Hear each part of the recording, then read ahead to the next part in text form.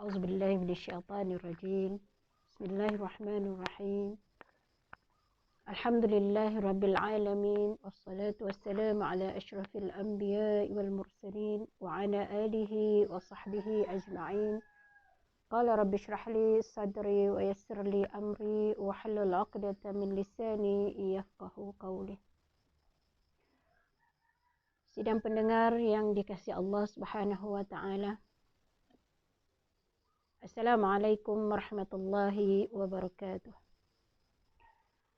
Alhamdulillah, marilah sama-sama kita manjatkan setinggi-tinggi kesyukuran kepada Allah Subhanahu wa taala kerana memilih diri-diri kita untuk berada di bulan yang penuh dengan keberkatan ini, bulan Ramadan yang dipenuhi dengan ganjaran kebaikan, berlipat kali ganda pahala, dan seterusnya dibuka peluang yang seluas-luasnya untuk kita melakukan kebaikan, dengan dibuka pintu-pintu syurga dan ditutup pintu-pintu neraka, dan syaitan juga dibelenggu, kerana Allah ingin memberikan kita peluang untuk kita melakukan seberapa banyak kebaikan. Alhamdulillah. Di kesempatan ini, insya-Allah saya akan berkongsi bersama dengan tuan-puan, para pendengar yang dimuliakan Allah Subhanahu Wa Taala, hadis-hadis di dalam kitab Riyadhus Shalihin, hadis yang berkaitan dengan keutamaan orang yang membaca Al-Quran. Jadi alhamdulillah, di bulan yang Ramadan merupakan bulan Al-Quran. Di sana sini kita mendengar ramai umat Islam mengalunkan Al-Quran, berlumba-lumba untuk bertadarus, mengkhatam Al-Quran sekurang-kurangnya sekali di bulan Ramadan. Jadi saya akan berkongsi hadis yang diambil daripada hadis bab ke-12 daripada kitab Riyadhus Shalihin. Bab ke-12 berkaitan dengan keutamaan membaca Al-Quran. Jadi di dalam bab keutamaan membaca Al-Quran, Al-Imam An-Nawawi mengumpulkan ada 11 hadis berkaitan dengan keutamaan atau kelebihan orang yang membaca Al-Quran. Di sana saya hanya mengambil 7 hadis sahaja untuk dikongsikan bersama dengan para pendengar sekalian. 2 hadis berkaitan dengan kelebihan yang dijanjikan Allah di akhirat nanti. Yang kedua, 2 hadis berkaitan dengan ganjaran pahala yang akan diberikan. Yang ketiga, diturunkan sakinah, ketenangan kepada orang yang membaca Al-Quran. Yang keempat, perumpamaan yang disebut oleh Rasulullah sallallahu alaihi wasallam kepada orang yang suka membaca Al-Quran. Jadi pertama, hadis berkaitan dengan kebaikan yang akan diperolehi ketika kita berada di akhirat nanti. Hadis yang diriwayatkan oleh Abi Umamah radhiyallahu anhu qala,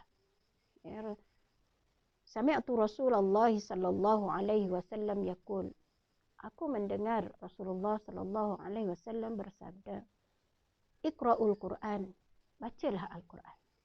Fa innahu ya'ti yaumal qiyamah syafi'an li ashabih. Yang mana Al-Quran itu akan datang kepada orang yang membaca Al-Quran itu akan datang sebagai syafaat kepada orang yang membaca Al-Quran. Hadis yang kedua yang diriwayatkan oleh An-Nawas Ibn Sam'an, telah berkata, sami'tu Rasulullah sallallahu alaihi wasallam yaqul, aku mendengar Rasulullah sallallahu alaihi wasallam bersabda, yu'ta yaumal qiyamah bil Qur'an wa ahlihi alladhi kanu ya'maluna bihi fid dunya taqdumuhu suratul Baqarah wa alu Imran tuhajani an sahibihima. Yang mana An-Nu'as Ibn Sam'an, dia telah berkata, yang mana dia telah mendengar Rasulullah sallallahu alaihi wasallam bersabda, Al-Quran akan datang pada hari kiamat nanti, ya, dan ahlinya yang mengamalkannya di dunia, yang mana didahului dengan surah Al-Baqarah dan diikuti dengan surah Al-Imran, yang mana kedua-dua surah ini akan datang kepada orang yang mengamalkannya sebagai penyelamat, menyelamatkan kita. Jadi dua hadis ini jelas menerangkan kepada kita bahawa Al-Quran akan datang kepada kita pada hari akhirat nanti. Ya, keadaan di akhirat nanti kita tidak tahu bagaimana keadaan kita. Ya, segala amalan kita akan dihitung, akan dihisap, akan ditimbang. Di saat-saat kita kekurangan amalan untuk menyelamatkan kita daripada azab api neraka Allah SWT, di saat itu Al-Quran datang kepada kita sebagai syafaat. Al-Quran datang kepada kita sebagai penyelamat untuk membebaskan kita, untuk menyelamatkan kita daripada azab api neraka Allah Subhanahu wa taala. Dan kelebihan seterusnya, ya, kita dijanjikan dengan ganjaran pahala oleh Allah Subhanahu wa taala. Ya, hadis yang dinyatakan yang diriwayatkan oleh Aisyah radhiyallahu anha, qalat, ya, Aisyah telah berkata, qala Rasulullah sallallahu alaihi wasallam, Rasulullah sallallahu alaihi wasallam bersabda, allazi yaqra'ul Qur'an, orang yang membaca Al-Quran, wa huwa mahirun bih, dan dia mahir dengannya, ma'as safaratil kiramil bararah, akan bersama dengan malaikat yang mulia. Wallazi yaqra'ul Qur'an wa yatata'ta' fihi wa huwa 'alaihi syakun lahu ajran, dan orang yang membaca Al-Quran dalam keadaan dia bersusah payah, susah untuk membaca dengan bacaan yang betul, merangkak-rangkak, dengan bahasa kita merangkak-rangkak, wa huwa 'alaihi syakun, tetapi dia berusaha untuk mempelajari Al-Quran, lahu ajran, yang mana dia memperolehi dua pahala. Pahala yang pertama adalah pahala membaca Al-Quran, yang kedua adalah pahala kerana kesungguhan yang dilakukan untuk menjadi orang yang mahir di dalam memahami membaca Al-Quran. Dan hadis seterusnya yang diriwayatkan oleh Ibnu Mas'ud radhiyallahu anhu, qala Rasulullah sallallahu alaihi wasallam, Rasulullah sallallahu alaihi wasallam bersabda, man qara'a harfan min kitabillah, barang siapa yang membaca satu huruf daripada Al-Quran, daripada kitab Allah, falahu hasanatun, baginya satu kebaikan, wal hasanatu bi'asri amsalihha, dan satu kebaikan itu akan digandakan, ya, gandakan kepada 10 kebaikan lagi. La aqulu lakum alif lam mim harfan, alif lam mim harfun, aku tidak mengatakan bahawa alif lam mim itu satu huruf, tetapi walakin alifun harfun wa lamun harfun wa mimun harfun. Alif satu huruf, lam satu huruf, dan mim satu huruf. Bayangkan, ya, apabila kita membaca Al-Quran, sekurang-kurangnya kita akan membacakan satu muka surat Al-Quran. Satu muka surat Al-Quran berapa ratus perkataan kita akan baca. Dan bayangkan sekiranya kita dapat mengkhatamkan Al-Quran, ya, berapa banyak perkataan-perkataan yang akan kita baca. Jadi itulah ganjaran yang disediakan oleh Allah Subhanahu wa taala kepada kita apabila kita membaca Al-Quran dengan penuh keikhlasan hati kita untuk mendapatkan keredaan Allah Subhanahu wa taala. Seterusnya kita tengok, kita lihat hadis yang menyebut, ya, kebaikan yang akan diperolehi oleh orang yang membaca Al-Quran. Allah akan menurunkan as-sakinah, sebagaimana hadis yang telah diriwayatkan oleh Al-Barra radhiyallahu anhu telah berkata, kana rajulun yaqra'u suratul kahfi, sesungguhnya ada seorang lelaki, telah membaca surah Baqarah, dan bersamanya ada seekor kuda yang telah diikat, bishattatain wa takhsha, dengan dua ikatan tali. Fataghashatuhu sahabah faja'alat taduru wa tadnu wa ja'ala farsuhu yaqra'u minha. Falamma asbaha atan nabi fadzakara dzalika lahu. Dan dia telah kemudian tampak kepadanya tampak padanya sahabatun wa ja'alahu taduru wa taduru. Kemudian tampak awan tadi mendekati dan kuda itu lari. Wa ja'ala farsahu yanfuru minha, dan menjadikan kudanya lari daripadanya. Falamma asbaha, bila tiba waktu subuh, ata'an Nabi, dia datang kepada Rasulullah SAW, fadzakara dzalika lahu, dan dia telah menceritakan apa yang telah dilihatnya. Faqala tilkas sakinah, Rasulullah bersabda, itu adalah ketenangan. Nazalat lil Quran, maka dia turun disebabkan oleh bacaan Al-Quran tadi. Jadi Allah Subhanahu Wa Taala menurunkan ketenangan. Ketenangan itu akan kita perolehi, ketenangan dalam kehidupan kita, ketenangan dalam hati kita, untuk kita melakukan setiap perkara dengan tenang, dengan bahagia, dan dengan penuh kegembiraan. Tidak ada di sana keluh kesah, kehidupan yang porak-poranda dan kehidupan yang kesempitan dalam kehidupan kita, insya-Allah. Yang akhir sekali, Rasulullah sallallahu alaihi wasallam memberikan perumpamaan orang mukmin yang orang-orang yang membaca Al-Quran, sebagaimana hadis yang diriwayatkan oleh Abi Musa Al-Asy'ari radhiyallahu anhu, qala Rasulullah sallallahu alaihi wasallam, masalul mu'min allazi yaqra'ul Qur'an, perumpamaan orang mukmin yang membaca Al-Quran, masalul utrujah, sebagaimana buah utrujah, rihuha tayyib, baunya bagus, baunya wangi, wa ta'muha tayyib, dan rasanya juga sedap, lazat. Wa masalul mu'min alladzi la yaqra'ul Qur'an, dan perumpamaan kepada orang mukmin yang tidak membaca Al-Quran, masalul al-tamrah, sebagaimana buah tamar, la riha laha, tidak ada bau padanya, wa ta'muha hulwun, dan rasanya manis. Wa masalul munafiqu wa masalul munafiqi alladhi yaqra'ul Qur'an, dan perumpamaan orang munafik yang membaca Al-Quran, masalur raihanah, sebagaimana raihanah, rihuha tayyib, baunya bagus, baunya wangi, wa ta'muha murrun, tapi bau rasanya pahit. Masalul munafiq alladhi la yaqra'ul Qur'an, dan perumpamaan orang munafik yang tidak membaca Al-Quran, kamasalul hanzalah, sebagaimana diumpamakan sebagai rumput hanzalah, laisa laha rihun, tidak ada padanya bau, wa ta'muha murrun, dan rasanya pahit. Jadi di sini perumpamaan yang diberi oleh Rasulullah sallallahu alaihi wasallam ada 4 golongan. Yang pertama, orang mukmin.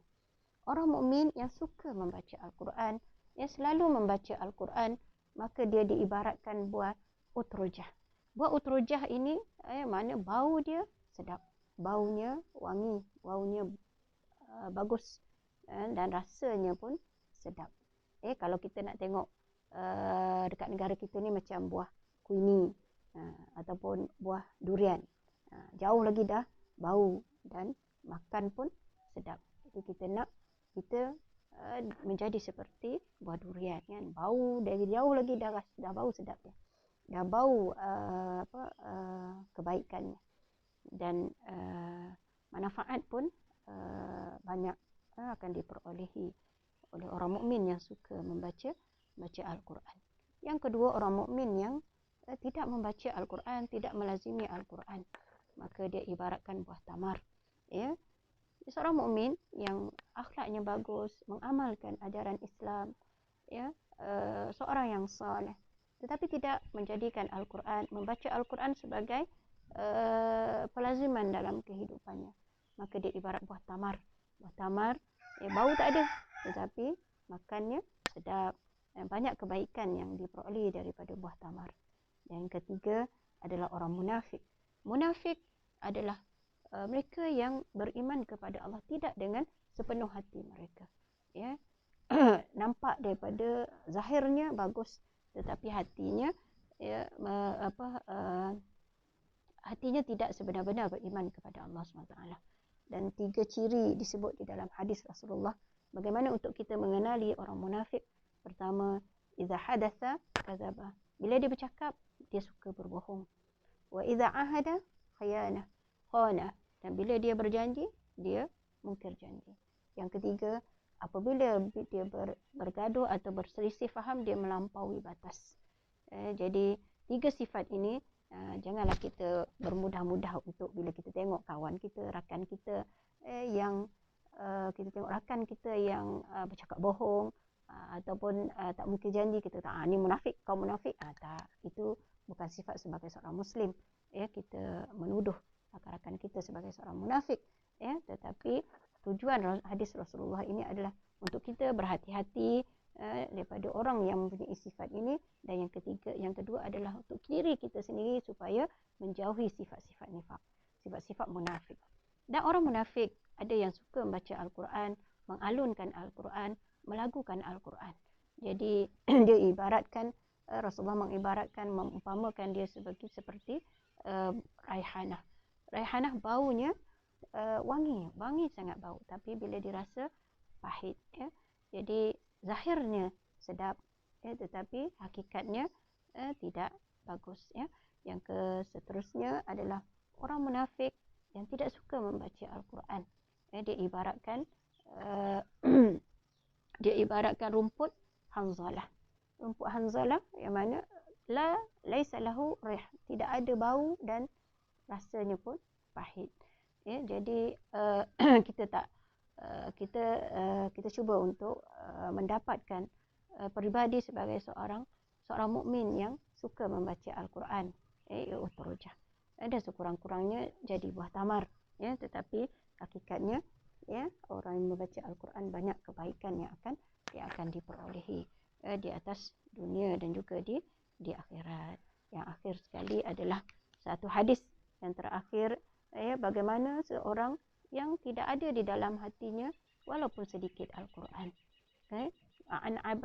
Hadis yang diriwayatkan oleh Ibnu Abbas, Ibnu Abbas radhiyallahu anhu qala Rasulullah sallallahu alaihi wasallam, innal ladzi laisa fi jawfihi syai'un, orang yang tidak ada dalam hatinya walau sedikit minal Quran, kal baitil kharib, seperti ibaratkan rumah yang kosong atau rumah yang roboh. Ada setengah menterjemahkan sebagai roboh, ibaratkan rumah yang roboh. Tidak ada di sana kebaikan. Dan kita ibaratkan kita hidup di dalam rumah yang kosong. Jadi tidak ada keseronokan, tidak ada kebahagiaan dalam rumah kita yang kosong. Tidak ada kelengkapan, peralatan dan sebagainya. Kita boleh hidup, tetapi kehidupan kita jadi hambar, kehidupan kita kosong, jauh daripada ketenangan, kebahagiaan di dalam kehidupan kita. Jadi itulah setakat petang ini. Mudah-mudahan apa yang dikongsikan menjadi manfaat untuk kita bersama di bulan Ramadan ini. Marilah bersama-sama kita berlumba-lumba untuk memperbanyakkan membaca Al-Quran, kerana Ramadan merupakan bulan Al-Quran. Dan setiap huruf, setiap perkataan yang kita baca akan digandakan lagi berlipat kali ganda, sehingga kepada 70 kali gandaan pahala. Itu saja. Apa yang baik itu daripada Allah SWT, yang kurang itu daripada kelemahan diri saya sendiri. Aku qauli hadza wa astaghfirullahal azim li wa lakum. Assalamualaikum warahmatullahi wabarakatuh.